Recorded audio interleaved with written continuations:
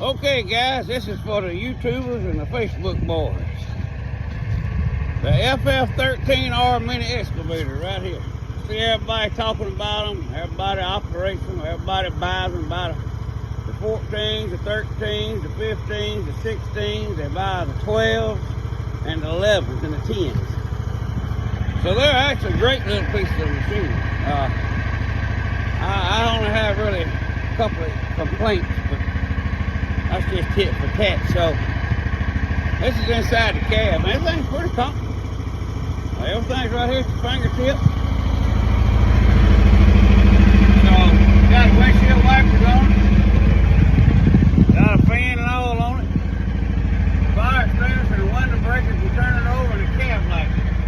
Now what I did do is I added a piece of rope right in here on this thing, because this thing slams that door back. It's all glass.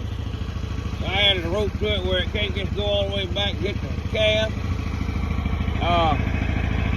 Down inside the engine in here. So this is a 15 horsepower Kubota engine. And down in the engine I found the two front motor mounts was loose. Sticking up about that before I tightened them down. So I ordered a seat belt for it because I'm going to rent it out.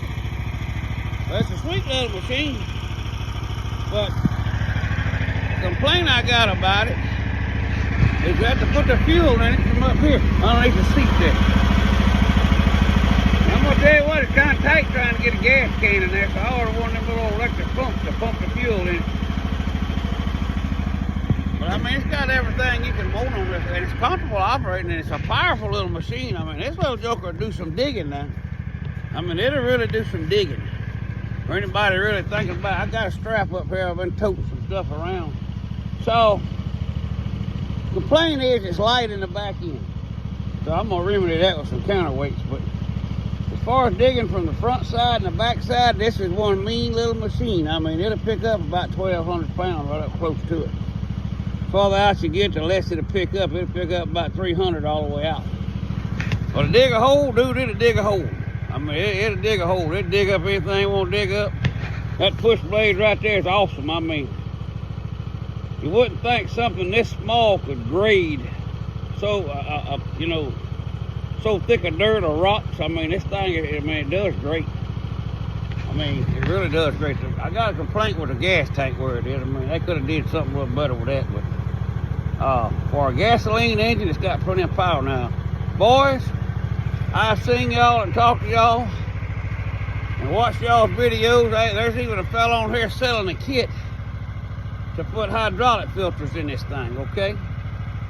Well, let me tell y'all something. Every one of these Chinese mini excavators already has, they already have hydraulic oil filters in them.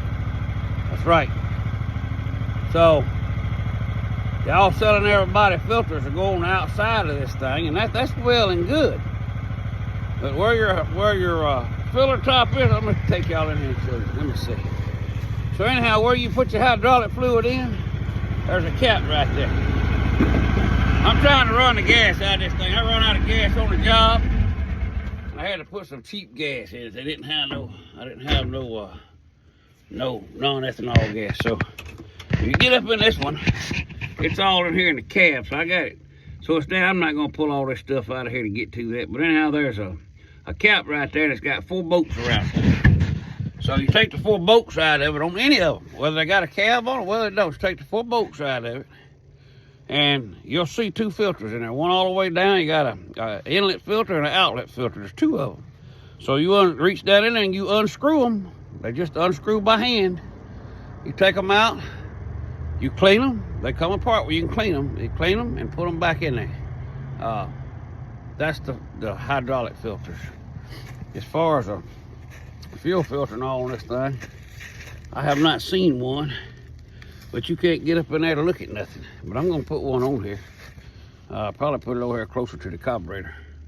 Put a little bit of extra gas line, but I mean, I ain't got a complaint with this little joker.